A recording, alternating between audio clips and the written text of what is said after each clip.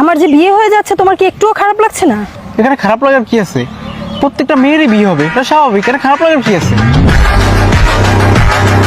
প্রত্যেকটা মেয়ে তো আর তোমার গার্লফ্রেন্ড ছিল না, ভালোবাসেনি। আমি তো তোমাকে ভালোবেসেছি।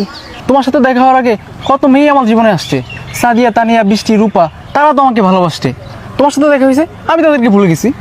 তাহলে আমার বিয়ের পর যদি তোমার জীবনে অন্য কেউ আসে? তোমাকেও ভুলে যাবো। কি তুমি আমাকেও ভুলে যাবে?